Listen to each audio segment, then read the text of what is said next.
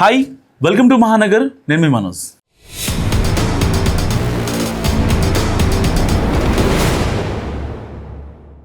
కటకటాల శ్రీనివాస్ అలియాస్ దువ్వాడ సీనన్న ఇంట్లో రచ్చ బయట రచ్చే, ముందు వెనక చూసుకోకుండా మాట విసిరేయడం, తర్వాత గొడవ కొని తెచ్చుకోవడం ప్రస్తుతం వైసీపీ ఎమ్మెల్సీ దువ్వాడ శ్రీనివాస్ పరిస్థితి.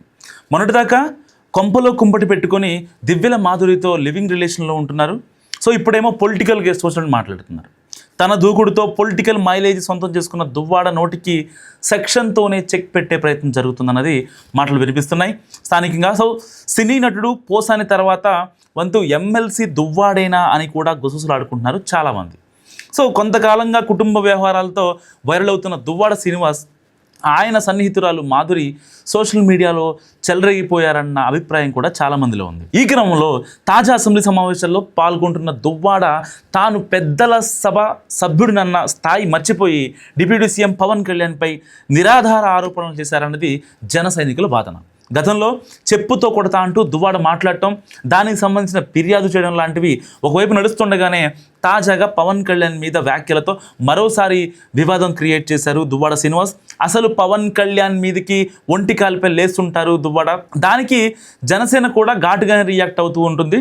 సో ఇక తాజాగా చంద్రబాబును ప్రశ్నించకుండా ఉండేందుకు పవన్ 50 కోట్లు తీసుకున్నారన్న ఆరోపణ దువ్వాడను ఇరకాటంలో పెట్టబోతుందన్నది ఇప్పుడు చర్చ.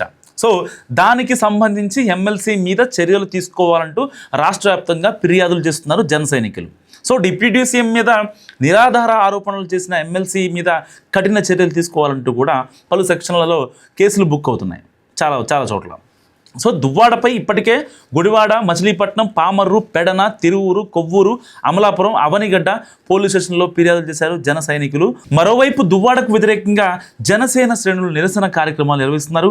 దీంతో ఇప్పుడు దువ్వాడ నోటి దురుసే ఆయనకు శాపంగా మారబోతుందని అంచనా వేస్తున్నారు పొలిటికల్ పండితులు. సో అందుకే పోసాని తర్వాత దువ్వాడ శ్రీనివాసేనా అన్న చర్చ మొదలైంది. రాష్ట్ర వ్యాప్తంగా ఇంకెన్ని ప్రాంతాల్లో కేసులు బుక్ అవుతాయో చూడాలి. సో నిజంగా దువ్వాడ శ్రీనివాస్ని ఇంకా దివ్యల మాధురి వీళ్ళిద్దరు వైఖరిని అసలు మొదటగా ప్రామాణికంగా తీసుకుంటే, రెండోది పవన్ మీద నిరాధార ఆరోపణలు చేయటం. సో ఈ రెండు కేసుల్లోనూ కూడా సరే ఫస్ట్ అంటే ఆయన పర్సనల్ కాబట్టి వదిలేయచ్చు, కానీ నిండు సభలో ఆయన పెద్దల సభ సభ్యుడు అని కూడా మర్చిపోయి డిప్యూటీ సీఎం పవన్ కళ్యాణ్ మీద చేసిన వ్యాఖ్యలు ఇవాళ హాట్ టాపిక్గా మారాయి. సో ఈ వీడియో గురించి మీరేమనుకుంటున్నారో కామెంట్ రూపంలో తెలియజేయండి. చూస్తూనే ఉండండి మహానగర్.